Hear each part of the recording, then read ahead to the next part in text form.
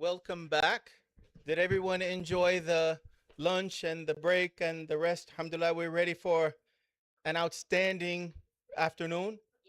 Inshallah, inshallah. So, alhamdulillah, ladies and gentlemen, our next program is the highly anticipated forum entitled AI in Research and Teaching Challenges and Opportunities. We are honored to welcome our distinguished panelists today. We have, mashallah, with us Professor Datin Dr. Rosalina Uthman, who will be joining us. Round of applause, please.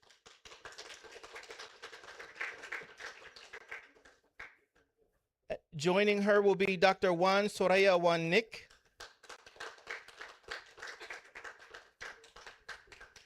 And finally, Dr. Fahrul bin Zubair. So may I, there we go. Why the claps are so slow? Have you guys eaten or not? Okay, actually I have one better. Takbir! Allahu Akbar! Takbir! Takbir! Man, I would not want to go into battle with you guys. Are we ready? One more time. Takbir! Allahu Akbar! Better. Takbir! Takbir! Allahu Akbar! That deserves a round of applause, for sure. Thank you, Brother Ibrahim. So I would like to invite our panelists to the stage, and I will pass the mic to Dr. Hazika Zulaika. Please come to the stage. Thank you so much.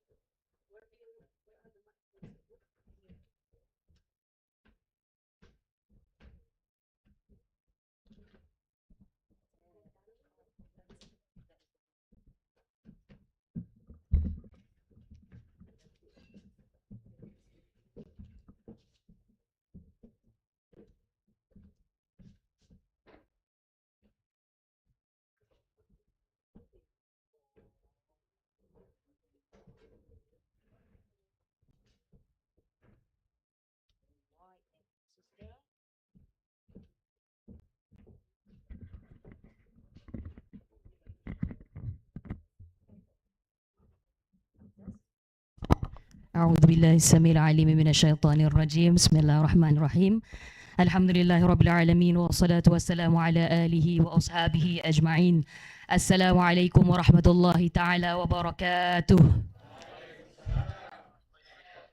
Inshallah, Alhamdulillah, Tabarakallah. All right, a very good afternoon I bid to all audiences. We've got few from Surabaya University. Can I hear those who are from Surabaya? Yay, mashallah. Or should we do takbir? No, I leave it to that, brother. I leave that to that, brother. All right. We have also from Majalengka. Is that true? Online, okay, in absentia. And also we've got few from Thailand, I heard. No? In absentia as well, unfortunately. And also welcome a bit to few staff, academic staff from Kuliah of Education, students, postgraduate students, and of course to our esteemed distinguished speakers on stage, all right?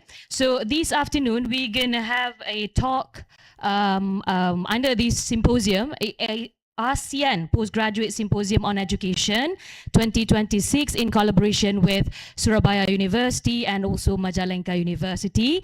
And this afternoon, we have this session or forum, highly timely talk on the topic of AI in research and teaching, challenges and opportunities. So as we know, the generative AI, have you heard of ChatGPT?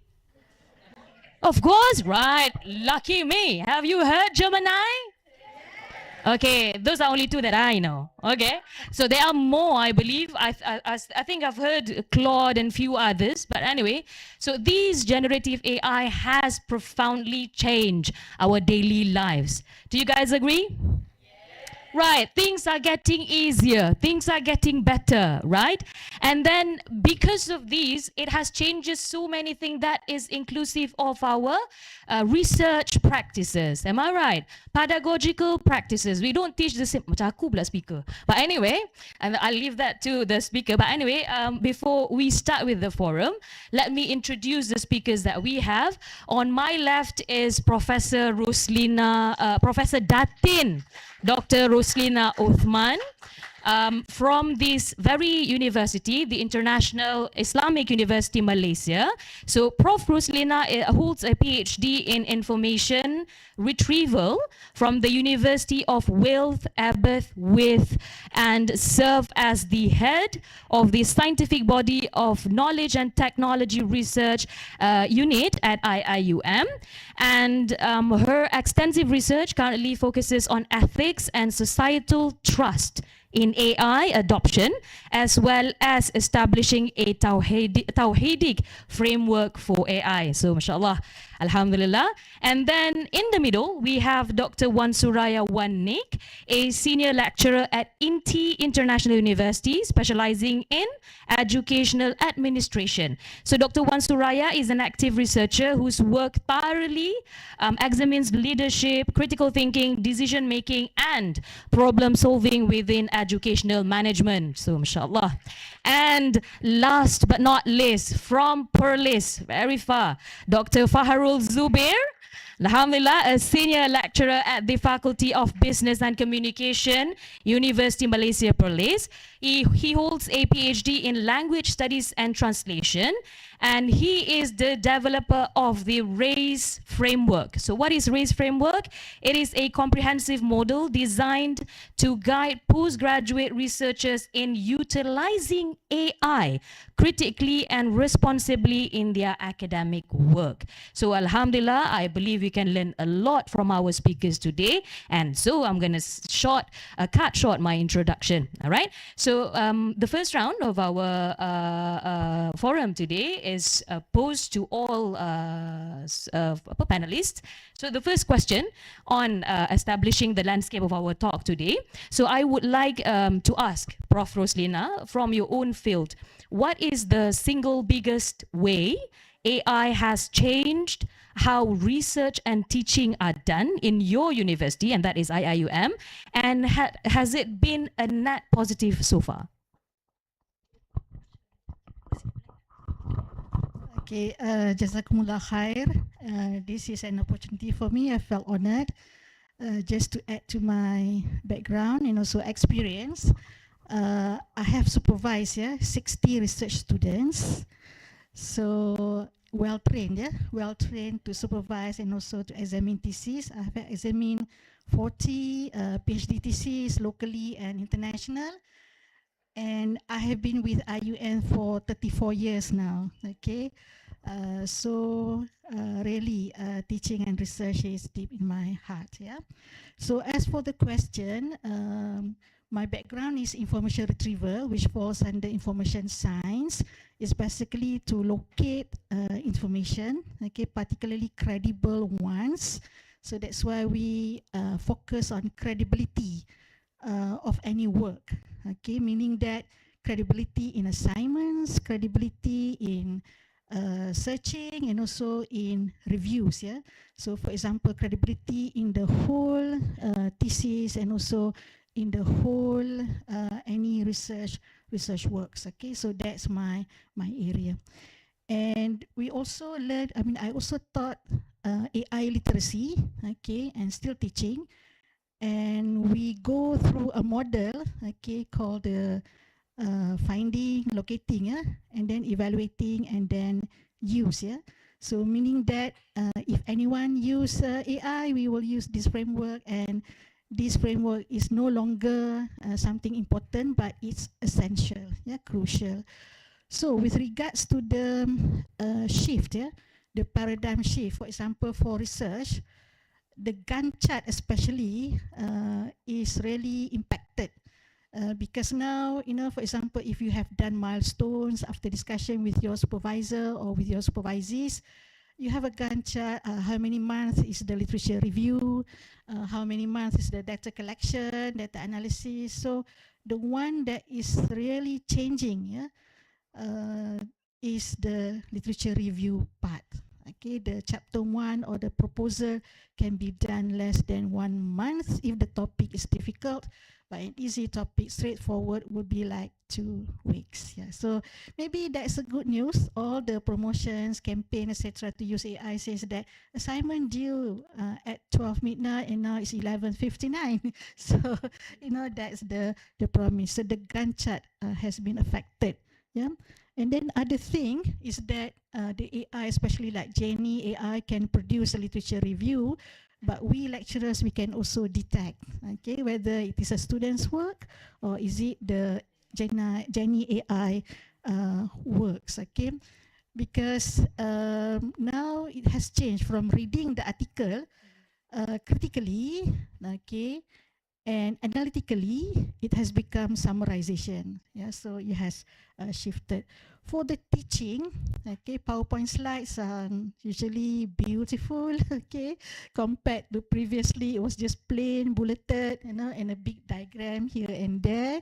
Sometimes the diagram came from the ebook, okay, copy paste, but now it's beyond that. Even the AI is doing that. So we know, as I mentioned to Dr. Tengku just now, that we know whether it is your slides or the notebook LM slides, because notebook LM always hallucinate, so we know, okay.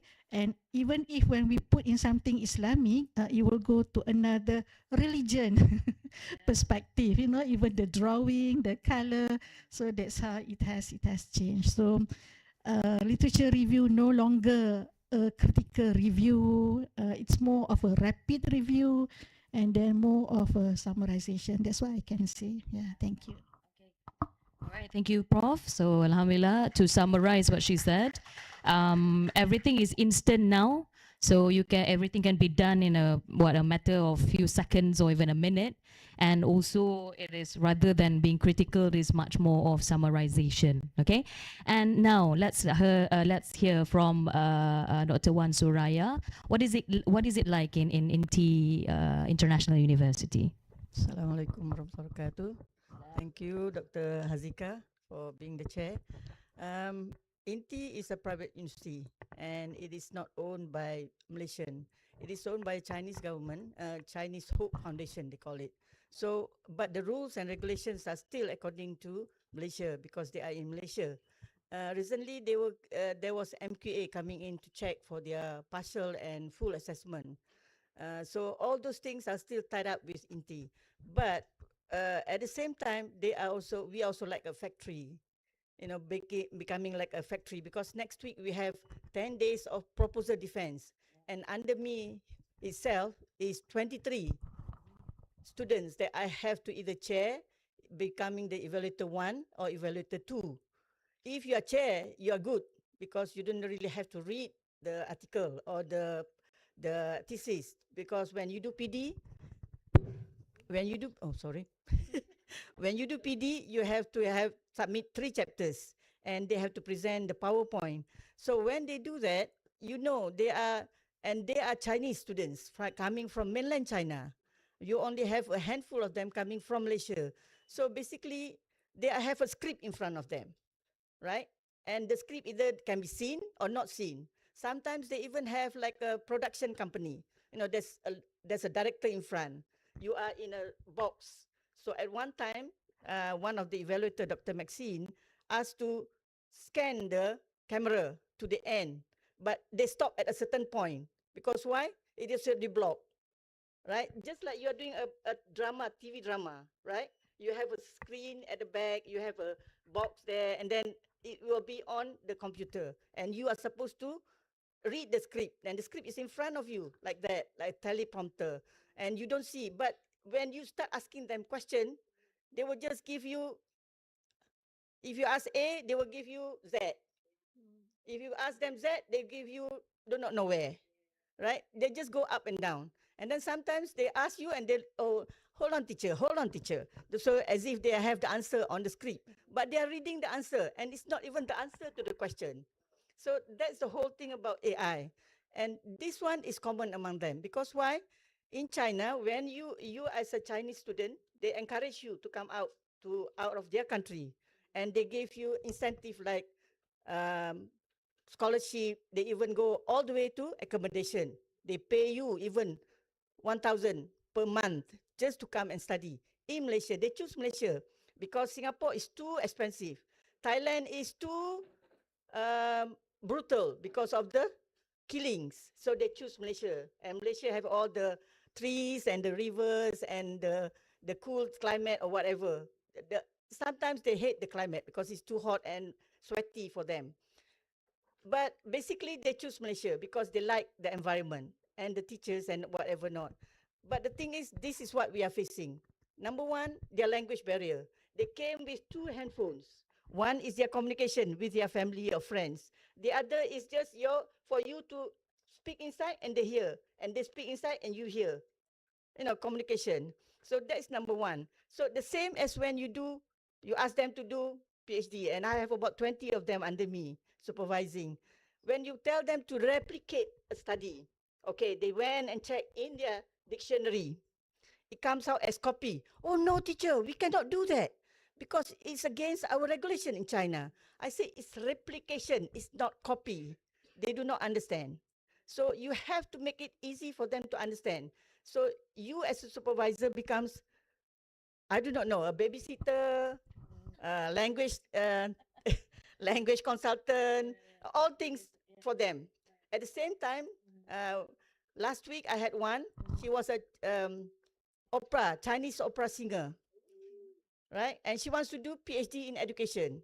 So ended up all the, I only want to see the PowerPoint. I don't want to see whatever they wrote because every sentence I will ask them and they cannot answer me, right? Where do you get this? Oh, teacher, it's in. Then when I check, when I cross-ref, it's not there, right? So this one happened last week. She was giving me all things about the Chinese opera, the arias, the vocals, the sound, whatever. So I was listening to her and I said, okay, Yanting, are you doing PhD Chinese opera or you're doing PhD education? And then she was silent. Then she said, okay, teacher, I will check. And I said, yes, go and find your senior and then go and talk. Now, what I do now, I put them together with their own mentor, their own classmate, but who has done previously. So they will be working together because when you talk to them in English, they don't understand. And the answer will be tue, tue, tue, tue. It's just yes, yes, yes. So at one point I said, no, I don't want tue, tue. I want mimpai, mimpai. Understand, understand. Right. So up to that point. So at the end, what I do was I put them together with their senior or sort of their senior. Yeah. So they will do it together and they will discuss and they will start talking Chinese. Right. That will make it faster for you. Mhm. Because if you keep on listening and doing it with them, some of my colleagues were doing it with them. Right. Practically computer and computer, Mhm. doing side by side. Right. Still, I tell you, it's a Right. lot of work. So Okay. that's a challenge now in AI era now from INTI, from my experience. Right. Right? Right. That's all. Okay, you. thank you, Dr. Wan Suraya. So from Inti's perspective, so the issue is less thinking for the human, more thinking for the computers, right? And now everyone can do PhD because it's not them doing it, but rather the generative AI is doing it for them. Okay, all right. Next, can we hear from Dr. Fahrul? What is it like in UNIMAP? Bismillahirrahmanirrahim. Assalamualaikum warahmatullahi wabarakatuh. Thank you. What a wonderful question. I believe the question asked on the current AI use in terms of research and teaching, and also whether it has been a net positive. Yeah. And from my point of view in UNIMAP, but I would like to go a little bit further than that in terms of the Malaysian and also maybe a little bit of global perspective. Yeah, because I also taught a lot of students, mainly from Malaysia, in terms of how to integrate AI ethically into the academic writing. Yeah, mostly postgraduates. I would like to start with since the beginning of university, output or mastery has been evaluated or assessed using writing. Yeah, that is what we did. If your writing is good, coherent, have coherence and fluent, then it shows that your thinking is good. Yeah, and then, however, nowadays this is not the case. With AI, fluency can be replicated. People can camouflage fluency because now they have all these wonderful AI tools, yeah, that can help them. Yeah, and AI, as its name, artificial intelligence, can also, and I believe this is the principle, be coined as a term as amplifying intelligence. Yeah, so it amplifies what you do. In terms of thinking, it amplifies more thinking if you want to think more. Actually, it is actually quite wonderful to be able to summarize 200 papers. Is a superpower if you know how to use it, or if you use it responsibly. Yeah. But it also not just amplify thinking for those who want to think, it also amplify less thinking for those who want to less think, and that became a shortcut. So yeah, I believe that is the current situation now in terms of AI amplifying. So yeah, it amplifies things depending on what we want to do. Yeah, all right, thank you. So I think the theme from among our speakers are the same, which are number one, AI has shifted our cognitive efforts. So basically, we outsource the thinking part in our brain using the computer, and that can goes two way, either amplifying it for a better product or making us think lesser. And I would like to highlight the point mentioned by Prof. Roslina just now about using AI to help you find religious words or religious verses. In Malaysia, there was one incident recently. This author published a religious or motivational one book actually. So she published this book and then used AI to find references of Quranic verses. And it turns out that all the references, the ayah and the verses of Quran are wrong. And that was found, I mean, it was somebody found it. I think it was the religious minister or something in the religious ministry of Malaysia. And you see how that was very dangerous, right, for us Muslim. All right, anyway, on that note, let's move on to our next discussion on assessment and policy governance. So this question, we're gonna build on the issue of AI integration, Prof, on data validity. So my question to you, so using AI, like what the other speakers have said, that we produce fluent answers, right? Perfect answers, and oftenly it cannot be traced, like what Dr. Fahrul said just now, or Dr. Wan said, and you even said, source tu tah mana-mana. It's not a legit paper, it's not a legit book, right? So given your expertise in information retrieval and academic frameworks, how should we researchers judge the credibility of AI outputs, and how can we fundamentally teach these verification skills to our students? Thank you very much for the question. Actually, that's a crucial one. Okay, it's happening around us. Actually, when it comes to journal article, actually it has its own ecosystem. Yeah. So with regards to that Quranic citations, what happened is that when we write a manuscript, yeah, a paper, we submit it to the journal. Okay, particularly the journal editor.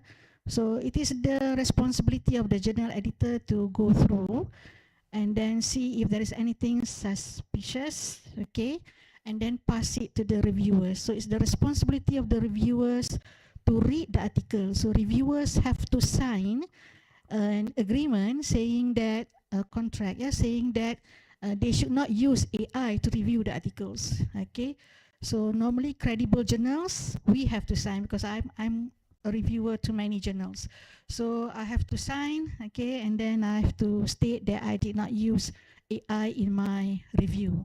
So I would review, and actually the Quranic citations is the job of the reviewer to verify and check. Yeah. So and sometimes we advise the writers or the authors to provide the link, okay, to that Quranic sites, okay, and then they can use AI, but they need to check. But normally we just ask them to verify and check it. So Quillbot, okay, is very good for translations and also paraphrasing, etc. But after the task has been done by the Quillbot, there's a statement, yeah, saying that you need to verify your claim. Okay, so now AI tools are really, making themselves not accountable to any misuse, yeah, of the softwares, etc. With regards to the setting policies, okay, on the student side, they're not clear what exactly the university's policies, yeah. So we as professors, as lecturers, we need to indicate, because the university will have a broad policy, okay, covering the governance, okay, and what are the audited AI tools. So students or researchers or even managers, yeah, must use the audited AI tools, okay. And then, for example, like Gemini AI subscribed by the university, okay. And then second, okay, that's the general one, governance. The second, at the course level or the supervisory level, then the supervisor or the professor or the lecturers must kind of give, 3 levels, okay. For example, this is unrestricted use, you can use it for brainstorming. Another one is no, is only human. Okay, and then human work, and the other one is depends on the specific task of each kuliah or each faculty or each discipline, because each discipline has their own integrity guideline. Okay, so we should be doing that. As for the technical safeguards, as I said earlier, it has to be audited software. Okay, and then we cannot use AI tools to check on the work, okay, because the students can sue us, okay, and we might lose, okay, we might lose the battle, okay. And then there are also cases where the students just use the software, okay, to do a grammar check and also improvement, proofreading. However, the supervisor is not happy because, felt that this must be something wrong. Okay, so normally we don't encourage this doubt or suspicions. It must be a solid evidence. So they use AI to check, and then even the AI said a very low percentage of similarity or, AI usage. But the thing is that sometimes supervisors really have a high level of suspicions that they submitted for academic integrity. So normally in the policy or in the guideline or in the standard, okay, we don't entertain that kind of accusations, yeah. So it has to be real, solid. And we require the supervisors to communicate, okay, the ethical use. Okay, with regards to ethical use, yeah, there are 2 categories. So one, the ethical use that have legal implications. Okay, sometimes people, they don't bother about the ethics, but if there is a legal implication, then they will do it. The other one has not yet having legal implications. So there are 2 categories there. Whatever it is, okay, the wrap up of my question, the question posed to me is that everyone must have the control mechanism, okay. And I don't believe in the human in the loop, yeah, doctor. I don't believe in that, because human in the loop, okay, is actually checking what the system is doing, especially at the end product. Okay, so that means we assess the student after they have produced the article. Then only we say this is right or wrong. But actually, it should start from the very beginning of the thinking process. So the human in the loop maybe sounds more like engineering, yeah. But for us, okay, in our field, we start from the very beginning, even from the search. So that's my comments. I hope that's fine. All right, that's good enough, Prof. Alhamdulillah. Right. So basically, like you said, reviewer they should not use AI to review papers. So that is actually how we trace credibility, or we find credibility in papers. So and then you also mentioned interestingly about how us students, not only students, us researchers as well. So they are two levels, if I'm not mistaken, Prof. Correct me if I'm wrong. So the first part of doing your research, brainstorming, you can use AI fully, limitless, infinitely, if that is a word, right? You can use as much as many as you want. But then when writing about the research, it has to be you and you alone and not the AI. So, but then, Prof, with regards to proofreading, right? So if they are to submit the paper for Viva, for example, and they don't, and then they opt for using AI to proofread, is that allowed in IIUM? Okay, let me be honest. Okay, I have examined thesis, but of course, just second opinion. Yeah, in addition to the supervisory committee, it hasn't been submitted yet for Viva. Okay, what happened is that the English is really the English of a professor in English from Cambridge University. Yeah, so that's what happened. So we give several instances to the supervisor and ask the student to rewrite, okay, to write what they meant, okay, and then not to that level. The English is really really excellent. Even I felt that the student cannot explain the even one sentence from there. Yeah, for chapter 1, 2, and a little bit of 3, yeah, because 3 is already research method, so they have to use their own language. So we say that, okay, can you keep your language, at the level of chapter 3, 4, okay, because 5 goes back to AI. AI do the conclusion, the discussions, yeah, it was serious. So I said that it's better return to the supervisory committee, and supervisory committee need to advise on that matter. So proofreading is different. Proofreading is only grammar checking, but paraphrasing is a gray area approaching the black area. Okay, so it's a forbidden area. So it is best that just do the grammar checking as much as the proofreading is concerned. Never go into the paraphrasing. Improving, okay, improving is fine, but the fluency must still be at the student's level, because otherwise the student will fail the Viva, definitely. Yeah. Okay, thank you so much, Prof. That's very clear. Now, we're going to pivot toward the pedagogical implications, specifically concerning evaluation and institutional governance to suit our speaker. So, Dr. Wan Suraya, as you are an expert in educational administration, so perhaps you can ask this question. I mean, like, AI can now be prompted to produce analyses, essays, and even statistical outputs. You just put your data and you ask them to, analyze it for you. So how must we fundamentally change or modify the assessment of our postgraduate learning so that we measure genuine competence, okay, rather than more tool proficiency? That's a hard question for me, I think. Thank you, Dr. Hazika. No, it's okay. Don't put me too high, because I'm not an expert in education administration. Just fellow Prof. Tengku is much better. And Dr. Burhan there at the back. They are all my seniors. Talking about pedagogical and assessments, in INTI, indirectly, in one way, it is very taxing on the supervisors, because we have to do all the extra works, and most of them are, we are mostly, they call it fractional, meaning you have already to reach the pension age and you want to move on, or you just don't want to stay at home and just be sitting down alone. So most of us are in the 60s. So the brain is there, but the energy or the kudrat is not there. You understand? I hope. So we have in my group, there's a former VC of UMT, and the brain is like, but he would just give you, okay, okay, I believe you can do this, blah, blah, blah. And we were just looking at him like, He's only 8 months older than me.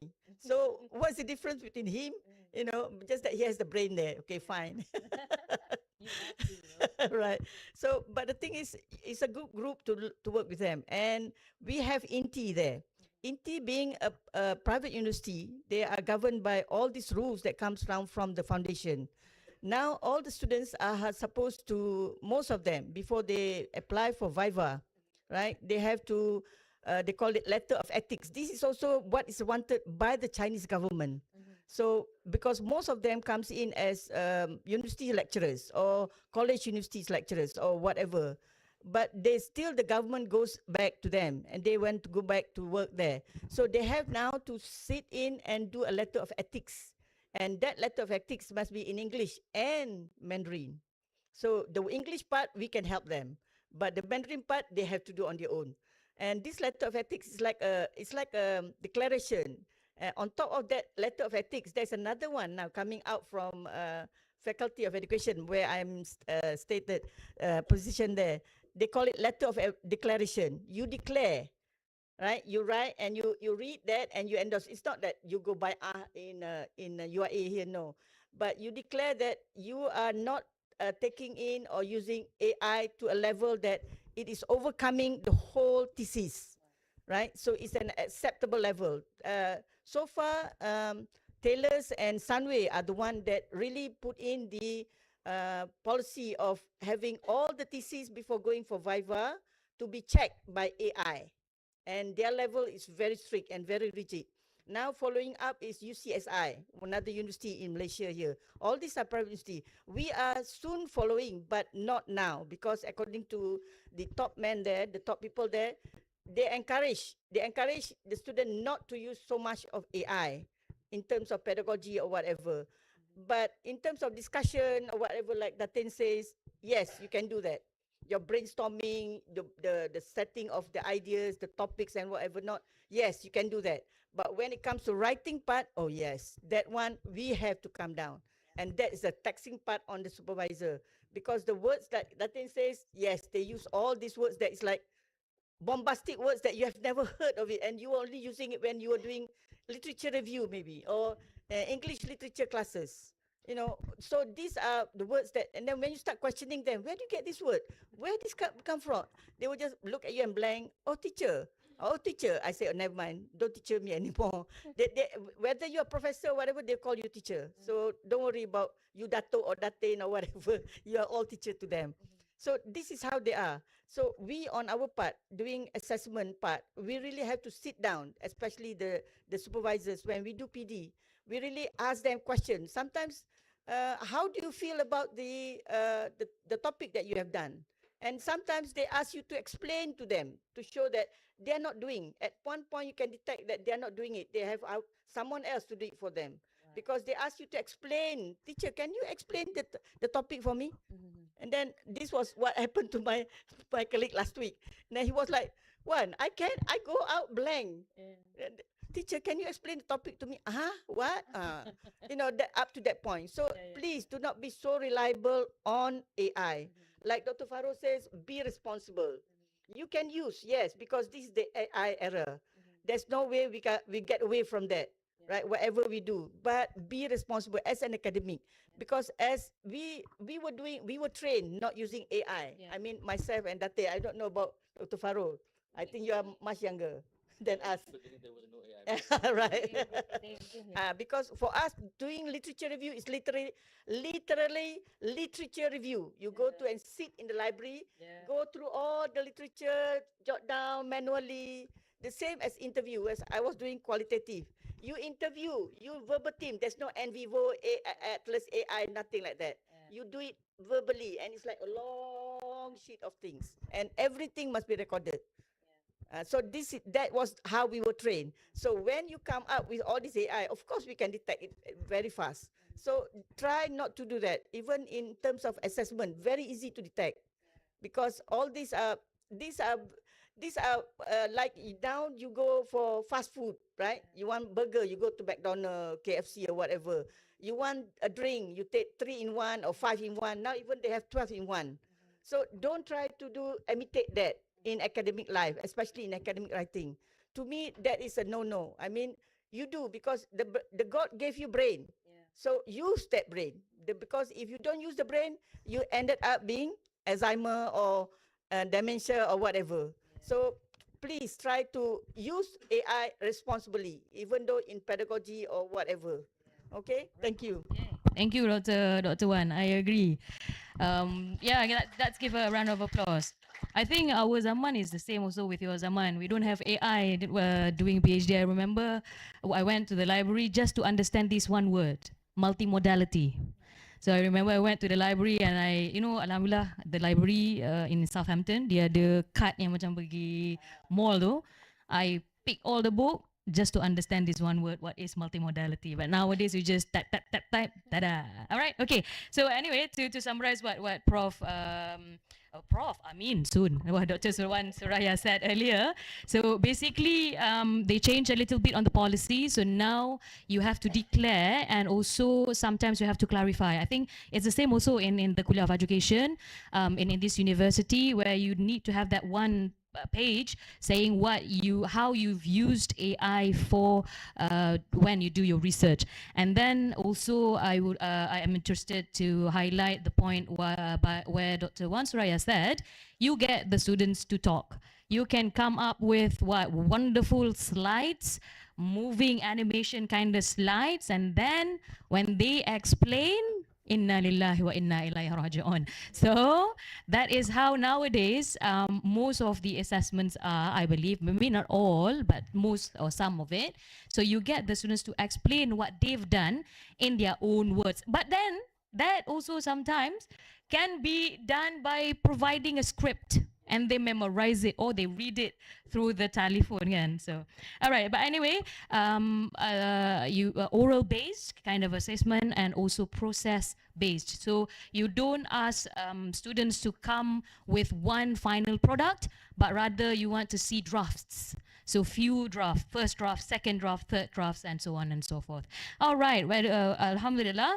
Moving on to this question for Dr. Faharul, with regards to common mistakes and responsible daily use by postgraduates. So, like I said earlier, I think like I mentioned earlier, you've come up or developed a RACE framework, and these, I believe, these framework addressed my next question directly. So, wait 1 second. Okay, what are the most common mistakes students make with AI? And what does responsible skill building use actually look like in daily practice? Okay, thank you very much for the question. What again? What mistakes that students do? What are the common using mistakes they do with AI? and how to use AI ethically, responsibly, and ethically? Okay, I think before we answer that, we need to define mistakes first. Yeah. And in terms of students and postgraduates, in terms of academic writing, I would like to take us back a little further back. Yeah, in terms of research and academic writing, there are two parts. Number one is the research part. The second part, which is as much as important, is academic writing, and it is an art. Yeah, from my study, PhD study, which when I analyze thesis and how people write, the rhetorical structure of how people write thesis, yeah, academic writing. So there is an art in terms of doing that. Nowadays, students are subcontracting the second part, that is the academic writing, and it is being said as a mistake. Yeah, but then again, in terms of the research, if it is within a lab or experiment, I believe they are doing that. Yeah. So now, before pointing out mistakes, yeah, highlighting what can and cannot be done, I think is what is important. And when we highlight what can and cannot be done, yeah, what is allowed and not allowed, there must be a measures in terms of people to follow. Yeah, you can say that you cannot use AI because it only summarizes, like when you use Notebook LM, and then when you have a pro account, you put 300 papers, and within 10 minutes, then you get a whole summary of that. But that is just the summary. But someone who can prompt quite good can ask for a literature matrix table and ask for themes, and then can compare and contrast between the themes. That is quite critical, but not reading. Yeah, but not reading. Yeah, yeah. Analyzing in terms of the output, just the output. So I think solutions need to be proposed, as what the chairperson have said, in terms of process based. It was October 2023. I wrote on my Facebook. I said that within 5 years, thesis will no longer be significant. A thesis, written thesis, yeah, because now everyone can write one, yeah. So oral examinations would be the way to go, yeah. There's no more in terms of for me validity in terms of writing a thesis, because people can just write that, yeah. When pen and paper was invented, scholars from the Rome and Greek Empire actually opposed to that. Yeah, they do not want that, because knowledge must be remembered. You do not write. Yeah, that weakens the mind. And then when printing comes, then they say that you need to write, because printing does not gives you the process of jotting down knowledge. And then after that, the rest is history. We now have calculators and others. So this is what needs to be done. In terms of that, bring back oral, whereby they do research, and then the oral examination, and pay less attention in terms of thesis. This is what the university needs to done in terms of having their steps 2 steps further than the students. Because if we want to be the referee, then we need to be good at the game. Yeah, then we can be the referee. So for students, it is a mistake if you are not learning. Yeah, because a PhD is a part where you graduate and become novice researcher. Yeah, it is not like the ultimate goal is just like an entry, a ticket. Yeah, because there are many things that needs to be done. So if I would like to highlight one mistake, is that when you first want to do something and you start straight away with consulting AI, then that is the mistake. And then the rest is history. Yeah, because the first 25 minutes of doing anything should be done manually, and then you produce an ugly draft, and from that ugly draft is where the learning comes. Yeah, so yeah, I think start first with your own thinking and what you're doing, and then after that you can use AI to amplify. Thank you. All right, thank you Dr. Fahrul, Datuk Fahrul, Dr. Fahrul, Datuk soon, amin. Dahsyat tersasul aku hutang ni. Anyway, so yeah, the main mistake that we are doing now is that our future scholars, our postgraduate students, they are not reading. So when you are not reading, equivalent to not learning. When you are not learning, equivalent to what? Loss of voice, isn't it? It is not our voice anymore. It is AI's voice. And sometimes AI hallucinate. So, and whose voice is that? Shaitan, wallahu alam. Wa iyadhu billah. Okay? And then, and also we are talking about internalization. You internalize the knowledge. You know, the beneficial knowledge is when you read. You say in the Quran, you say Iqra. We don't brainstorm or chat GPT, you know, it's Iqra. It's back to basis, the traditional way to read, so that you can internalize the knowledge and that stick with you until the end. And I believe all of our scholars here, since our PhD years are without ChatGPT, we read books cover to cover.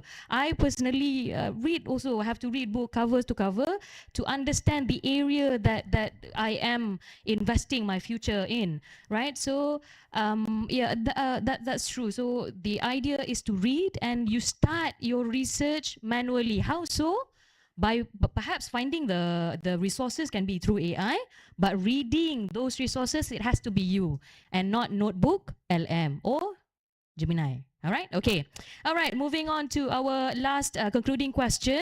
So question number 4, this is to all panelists, okay? To guide students in using AI ethically, I think some of you have touched this briefly. Perhaps we can go one last time, okay?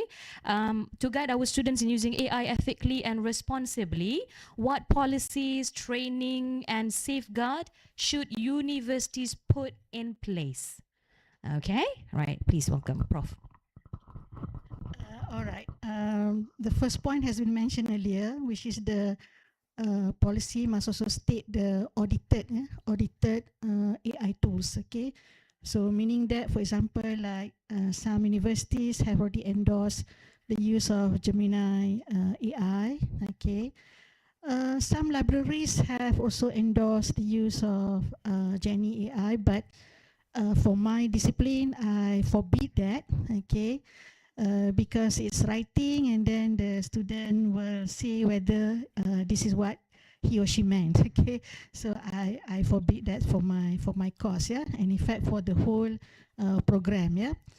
And then the policy should also be very clear and it's more of guiding, okay, because academic integrity is not something that we can take lightly, okay, because there will be an agent or unit defending both parties. Yeah, so we have to be very, very careful. Okay, with regard with the technical standards, I've already mentioned that there's a need to differentiate between generative AI, which is more of the AI responding to our prompts, yeah, prompts. So people are good at making prompts for the generative AI. The other one is the agentic AI. So the AI has become our agent to do the paper. So just like, you know, when we book a flight, we have an agent, yeah, so she did everything. So the same thing for the agentic AI. In fact, agentic AI, you know, believe that they have the autonomy. They decide. They don't want to hear from us, okay? We did a test trying on the Notebook LM, and Notebook LM prepared the slides based on the scripts or the documents that we have prepared with our own words, everything, past the level of academic integrity. But Notebook LM has done something that we cannot accept because it violates the academic integrity. And there's an option where we can edit. Yeah, we can edit because Notebook LM is hallucinating. We edited, but Notebook LM said no, they don't want to edit it. So what we taught in the class is that when that happened, okay, so you need to delete the slides and do it with whatever skill you have rather than having it hallucinating for you. Okay, so it's very serious. Okay, and we have one case also where the script says rezeki, you know, rezeki, the transliteration of the Arabic word risk, and the Notebook LM says risk. Yeah, so it was so obvious. So because that person is from another field, not from us, so he or she assumed that it's correct. But when we look at it, we saw that it is really wrong. Okay, so with regard to the safeguards, yes. Normally, for example, like the data analysis, we ask the student to do a cross tab because AI cannot do cross tab. Okay, because when the student look at the data or the supervisors look at the data, they say, "Oh, that's very interesting. What happened exactly?" Yeah, so we can detect that. Another safeguard in the form of checking thesis, etc., because the student will not do in one sitting with the AI, either generative or agentic, they will do several settings.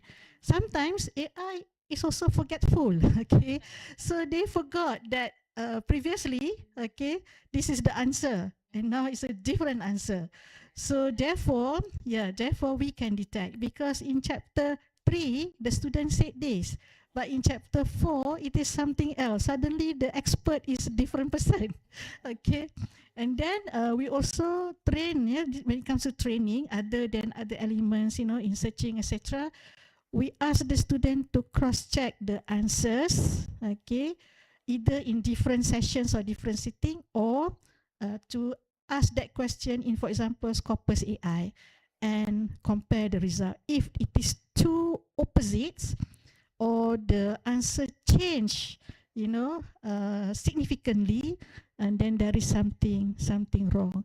But if you ask me if my hours of examining, reading the thesis, has increased because of that, I must admit yes. Okay, so last time I was just read, and all the integrity has been taken care of by that panel or by the university. But when the use of AI, I also have to assist the supervisor in detecting. So normally, personally, I avoid myself from accusing the students. I would normally ask questions and ask them to make the corrections, because I do not have the heart to fail the students. So Bagusnya, Masya Allah, Alhamdulillah. All right, Dr. Suraya, anything you'd like to add? Okay.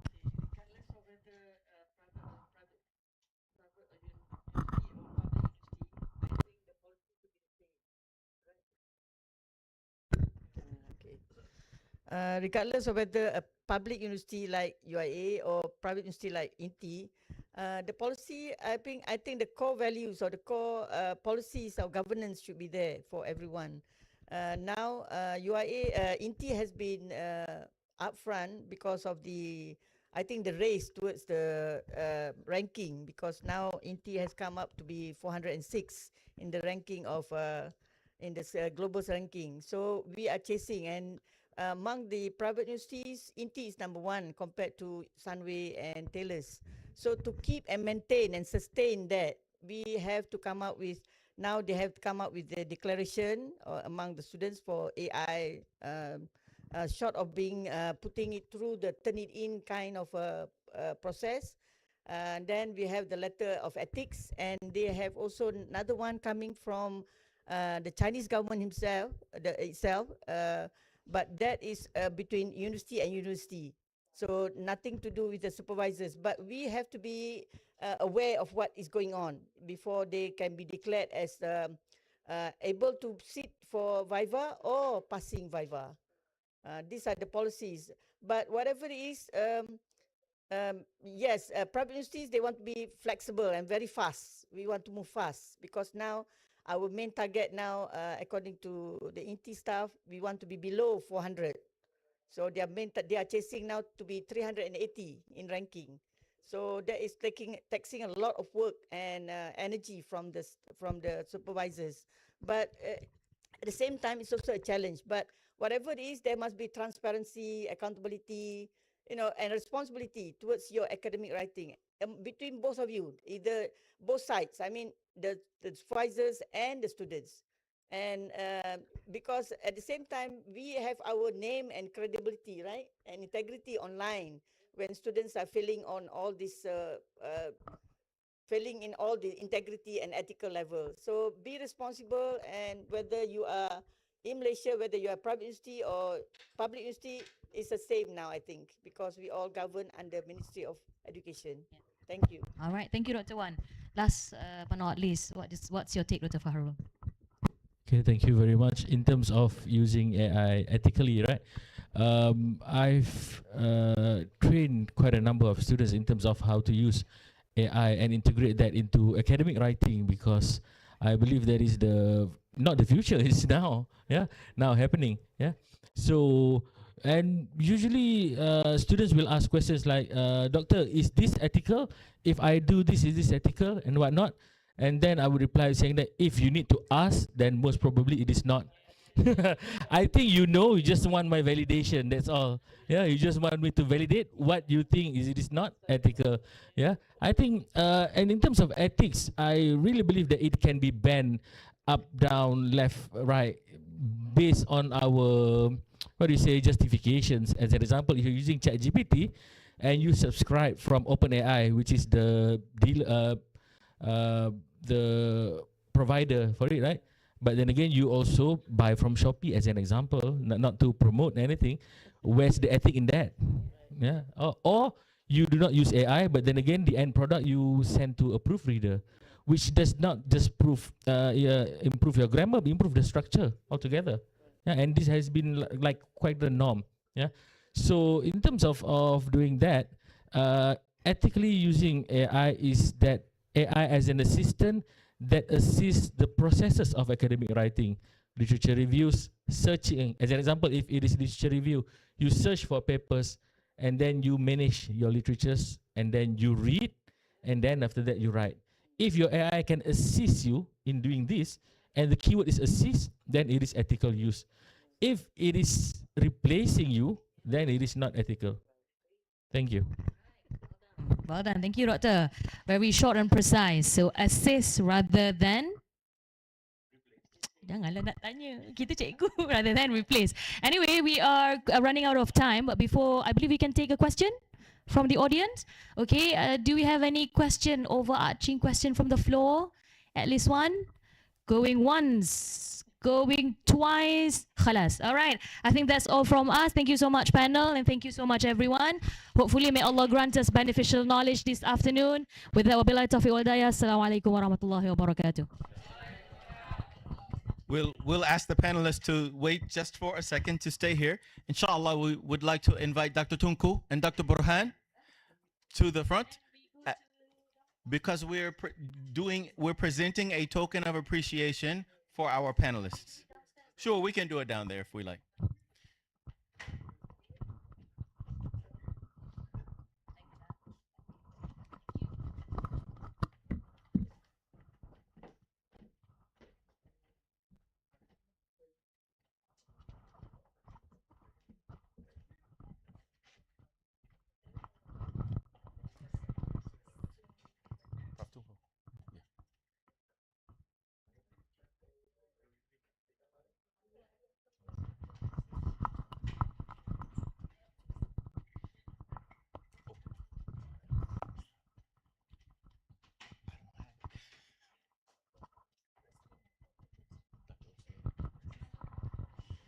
Okay, first of all, honoring and appreciating Dr. Rosalina.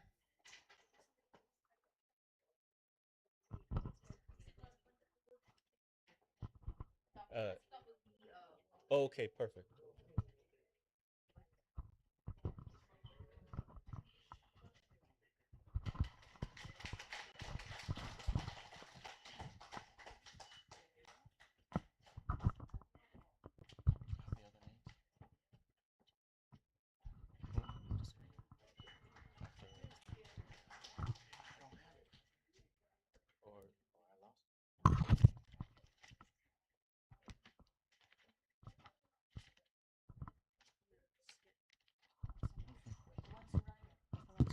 Dr. Wan Suraya.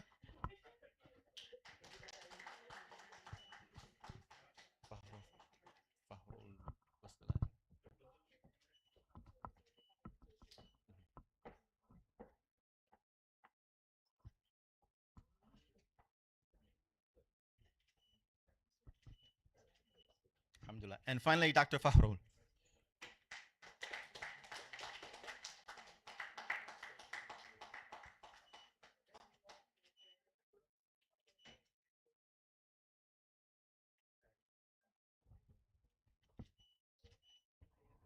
Alhamdulillah. And one last healthy round of applause.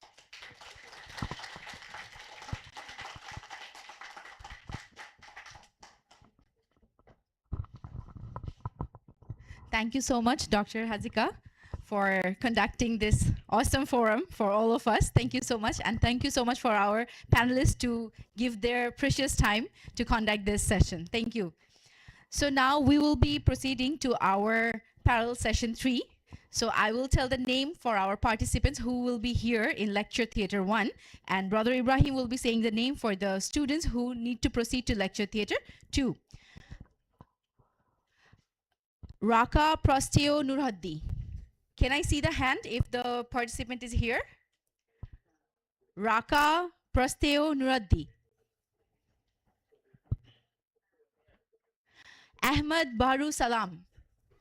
Okay, present. Very good.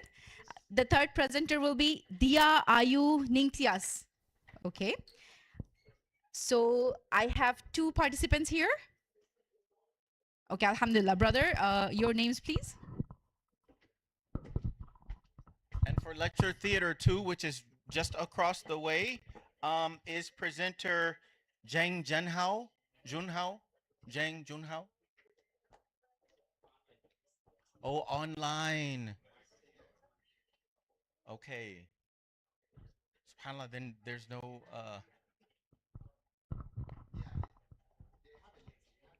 they have the link online? Okay, so then what we'll do is we'll just go on ahead and separate into the two lecture theaters and we'll get it, you know, figured out once we get there. I'll have the technician over there to see who's online. Because we are splitting into the parallel session, right? Okay. Okay, so let's go on ahead and proceed. For those who are in lecture 2 or who will be listening to those in lecture 2, let's go on ahead and go over.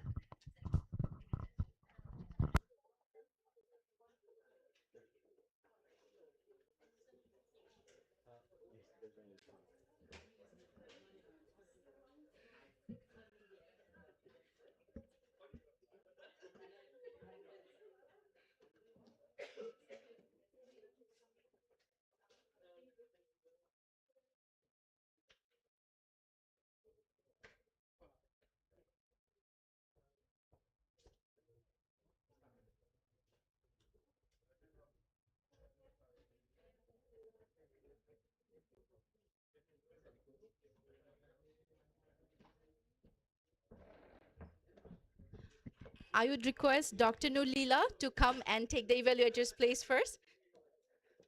And Dr. Ismail also, our evaluator for this parallel session.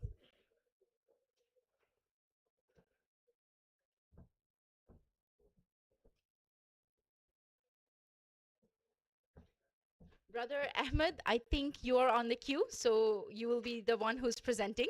As our first presenter is missing, I have a question. Today's parallel session, I got 2 presenters missing. Did you guys leave some people in Indonesia? Did you leave some people in Indonesia? You came here alone? Where are your friends?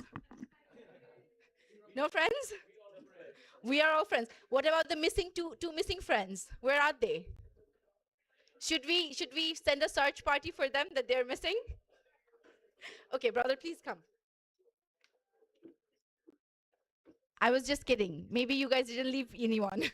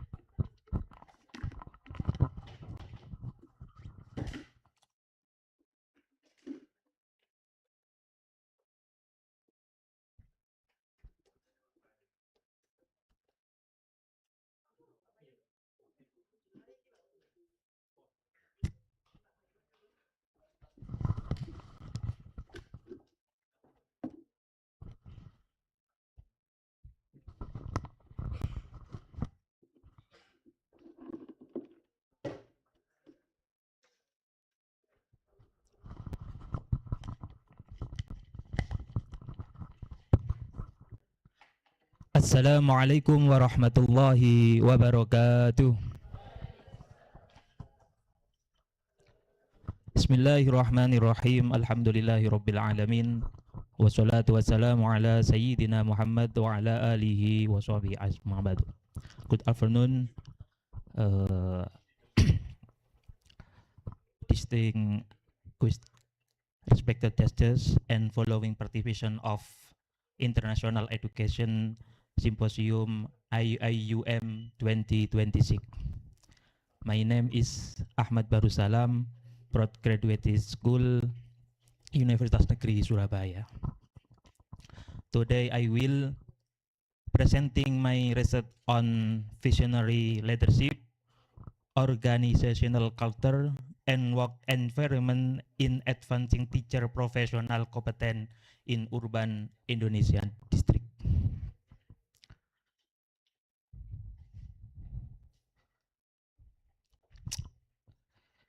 Briefly, I will be presenting my research. I will walk you through six part. The background problem, the research gap object, the method, the key finding, and the formal purpose, urban lead, and its implementation. Next,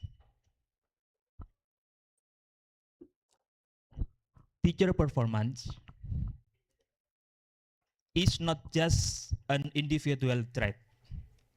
It's systematic outcome supported by organizational ecosystem and human capital theory such as this alike with SDG 4C, increasing the supply of quality teacher systematically. Tier pressure from this, urban pressure from demographic and curriculum shift, and resort paradox where good reason don't quarantine quality, and our research focus Krasan district Probolinggo Regency.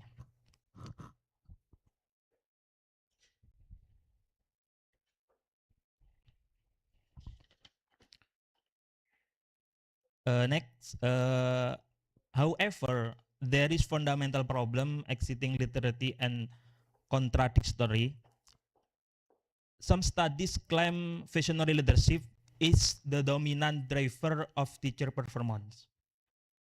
Others find its effect close to zero or even negative. This contradiction is half motivated my research.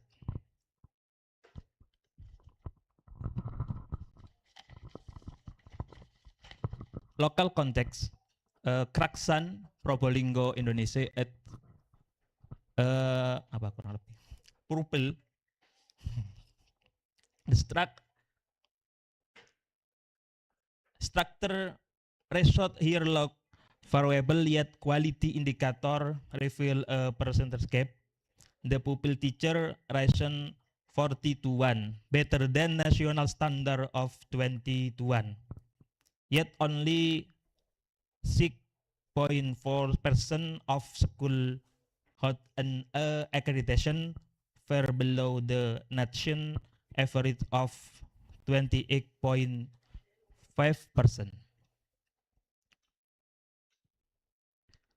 Next, research gap. Exiting model tend the treat leadership, culture, and environment separately, yet across the 15 studies, systematic organized culture consistently emerging as strongly prediction, which beta confidence ranging from 0.299 to 0.836.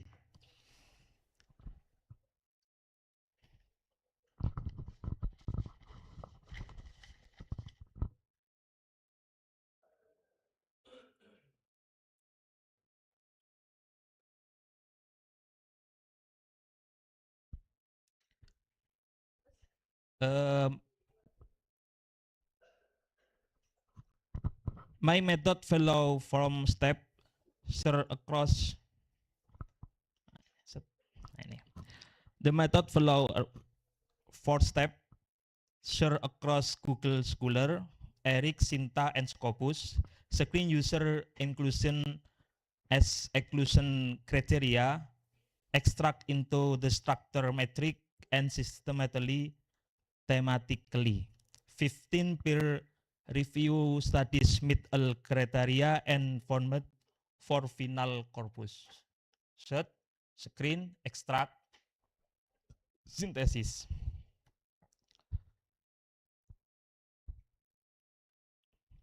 Beyond journal database, a draw on secondary data from Dapodik BPS Probolinggo, and UNESCO OECD indicator. Studies were include only ID and smart list two organisal variable use validation method and provided external finder. Find one.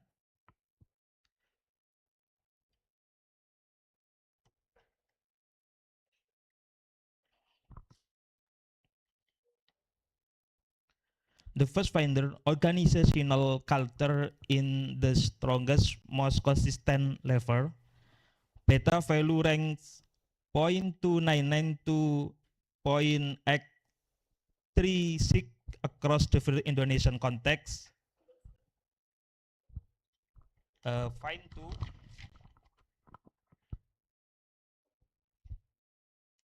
Strong effect when culture is ready.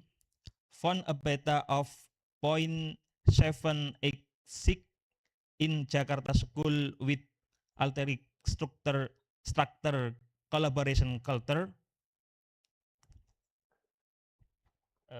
The picture. Find work environment rarely prediction competition alone. This bring me core this present urban lead framework. Unlike confrontation model and place leadership atop, this framework position organizational culture as founder the base.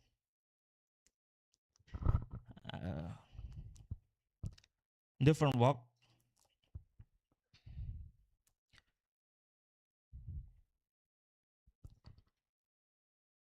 introduce visionary directive without externally trust is private as added pressure, not inspiration, record from not dynamic.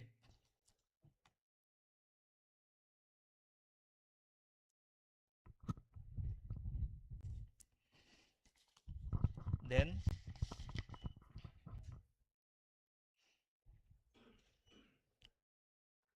this research shift analysis from isolated variable affect the relation configuration culture environment and leadership.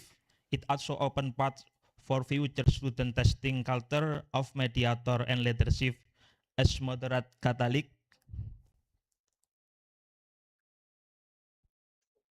First, conduct culture audit, assess collaboration non-performance allowance leadership program. Second, reset workload, streamline administrative prune and peer coach network. Then,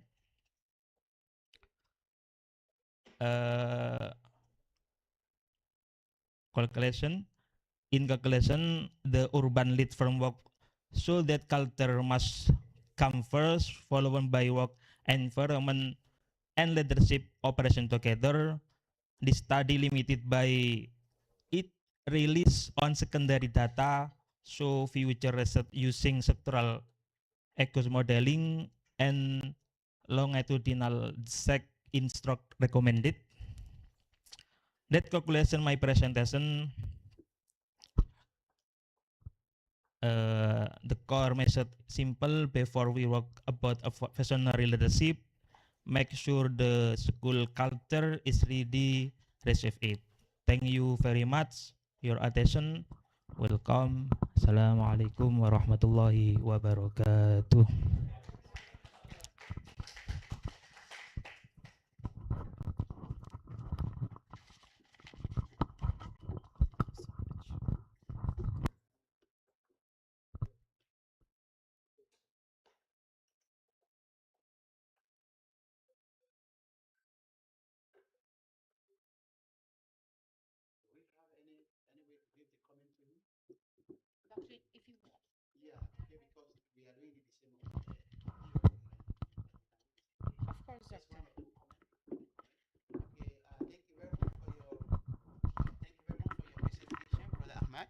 Okay, your research is about servant leadership, right?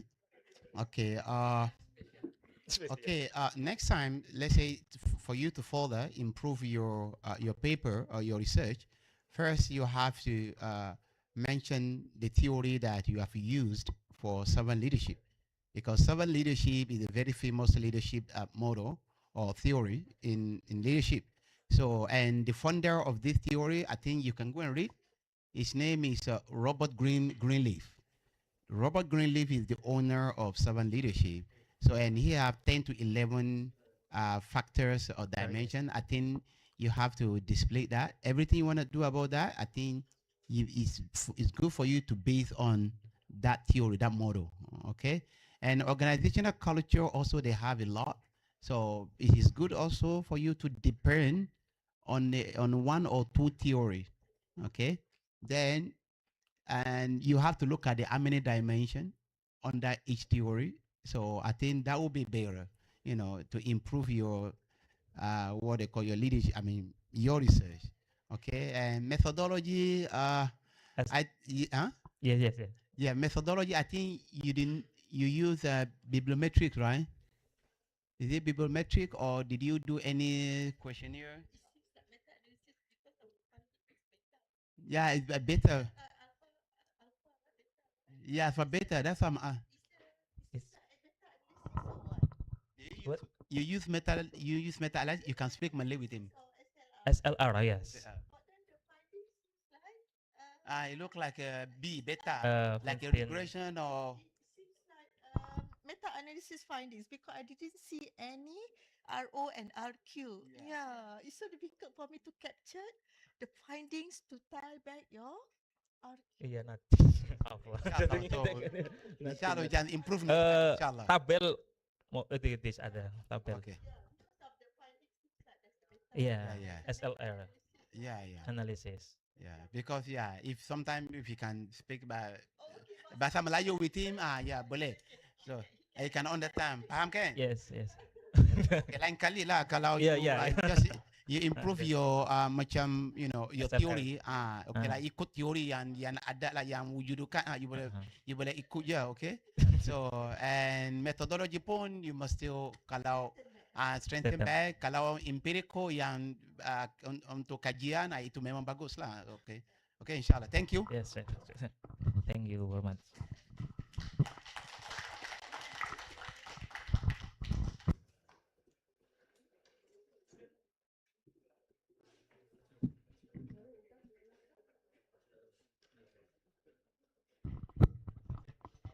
Thank you, Brother Ahmad. I think our brother became a bit nervous in front of our distinguished evaluators. It's okay. This is a fun learning process. When the teacher asks you a question, when you go back home, you try to find out the answer. So it's another way to learn. Doctor, that's why I was thinking why there are more students in LT1, because they don't want to answer questions. Okay, let's proceed with the next presenter. Our next presenter is Dia Ayu Ningtyas. Please welcome to the stage. She will be presenting the paper on digital innovation and future workforce readiness. She is from the State University of Surabaya. Please proceed to the stage. Thank you so much.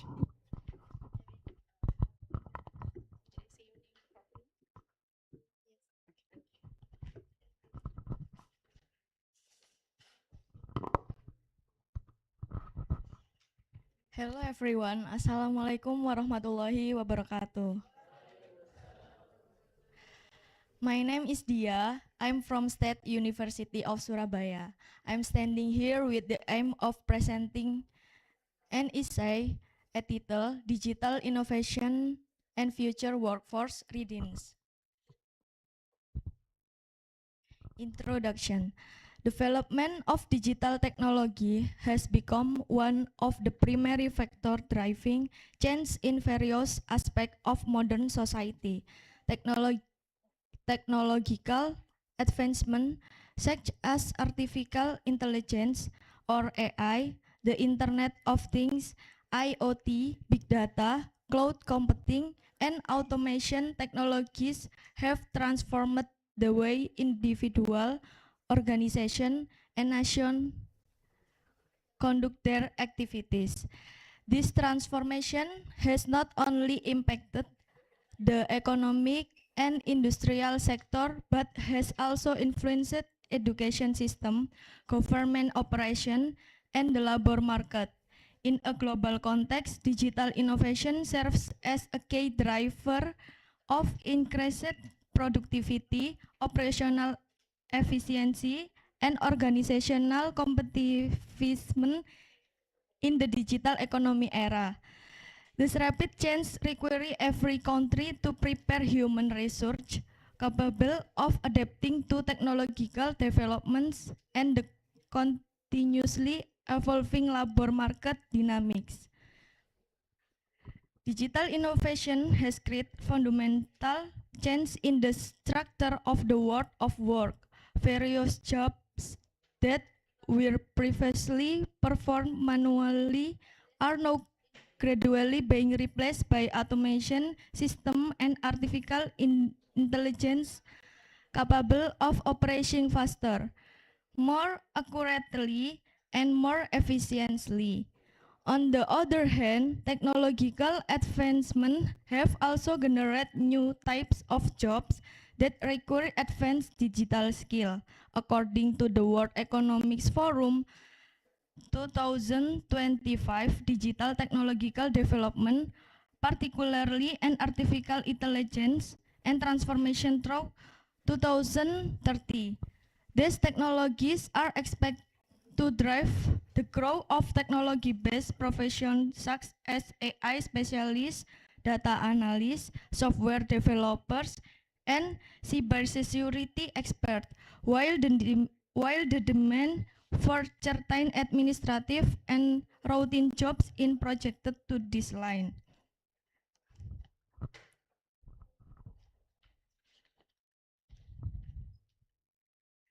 Digital innovation and workplace transformation. Digital innovation refers to the process of utilizing digital technologies to create change in work system, business process, and interaction patterns across various sectors of life. The development of technologies such as AI, the Internet of Things, big data, cloud computing, and automation has become a major driver of digital transformation in many countries, including Indonesia. Digital transformation not only changed the way organizations operate, but also alter the workforce competition required in the modern workplace. In the era of the fourth industrial revolution, digital technology enables various tasks to be performed more quickly, efficiently, and accurately. Many activities that previously required human labor can now be carried out through computer-based automation system and artificial intelligence. This condition has led to change in job structure, characterized by a decline in the demand for routine jobs and increase in the need for occupations requiring analytical thinking, creativity, and problem-solving abilities.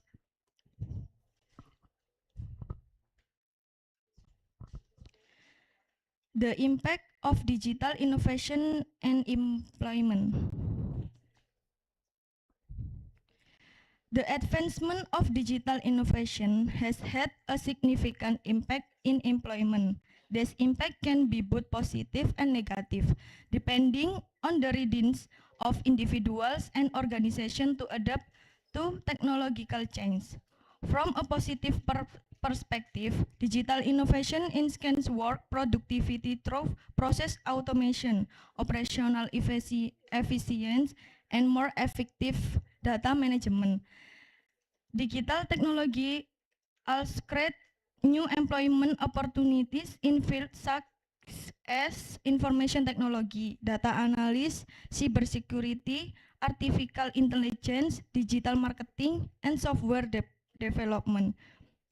Furthermore, digitalization provides opportunities for individuals to develop technology-based business that can reach broader markets.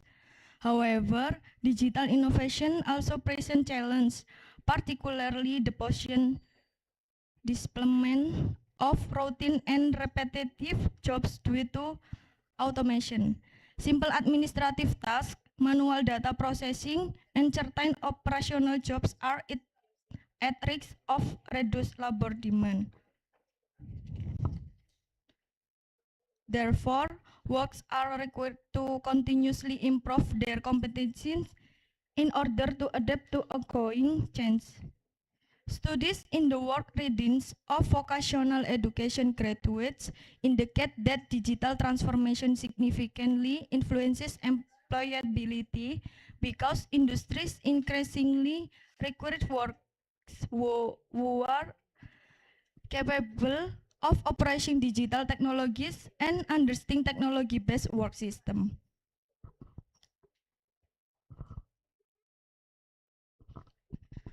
Workforce in the digital era.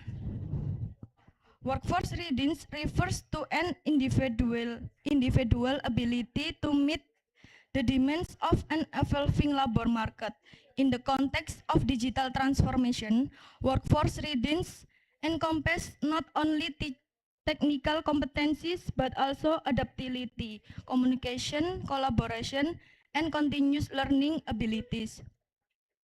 One of the primary indicators of workforce readiness in the digital era is digital literacy. Digital literacy includes the ability to access, understand, evaluate, and utilize information through digital technology effectively and responsibly. A little review conducted by Saputro et al. 2024 revealable that digital literacy plays an essential role in enhancing for workforce competitiveness as it enable individuals to adapt to technological advancement and evolving industry requirements. In addition to digital literacy, digital skills are also crucial in improving workforce readiness. Digital skills include the ability to use software application, manage data, utilize information technology, and understand digital system employed in the workplace. Research conducted by Herawati et al. 2025 found that a high level of digital literacy contributes significantly to improving the work readiness of young people in technology-driven work environments.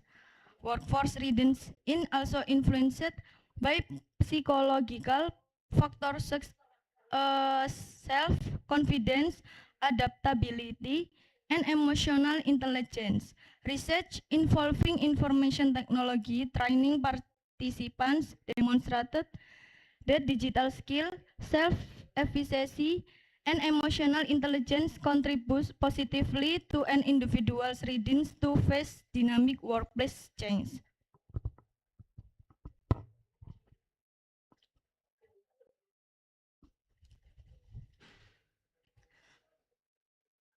Essential competencies for the future workforce. Change in the labor market resulting from digital transformation have also altered the competence.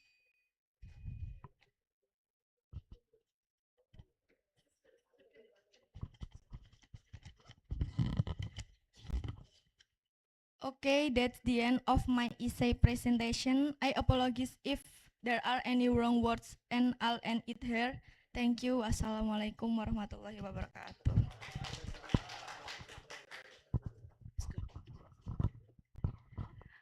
Thank you so much to all of our participants and our evaluators. As we have a missing participant because we could proceed to lecture theater 2. Before that, there are some questions our evaluators want to ask our participant. So I'll pass the mic. But after this one, we will proceed to lecture theater 2 to continue listening to our other presenter brothers and sisters. Thank you.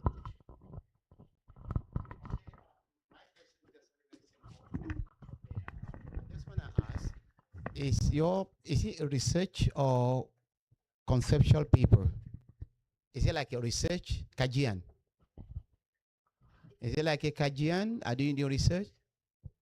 Ini kajian kah atau literature review? Literature review. Tak ada kajian kah apa questionnaire, tak ada interview, tak ada langsung? Tak ada langsung. Okay, so lain kali lah. So maybe next time if you want to do this, it's a good idea. Maybe you can make it researchable. Something, maybe you interview, the people, you ask them how they, about their, digital innovation. So for the future, especially boleh tanya AI, macam mana you pakai AI, the level of your competency untuk pakai AI, and macam mana gunakan AI.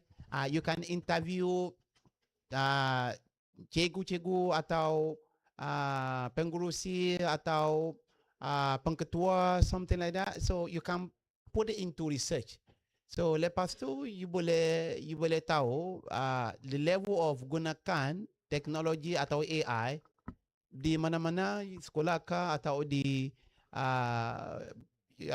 government sector, you boleh tahu.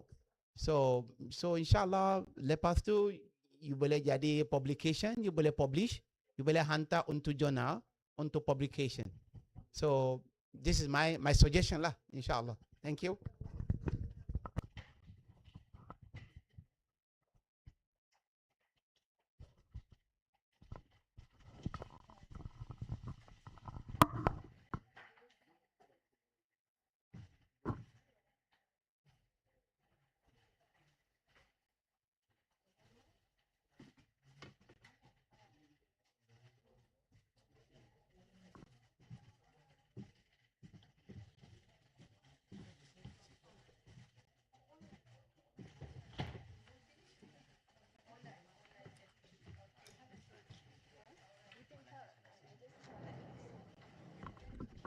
So, dear participants, please proceed to lecture theater 2 because there will be some thesis presentation there going on, because as we are done here in this lecture hall, we will be proceeding with all our program there. Please proceed to lecture theater 2. Thank you so much.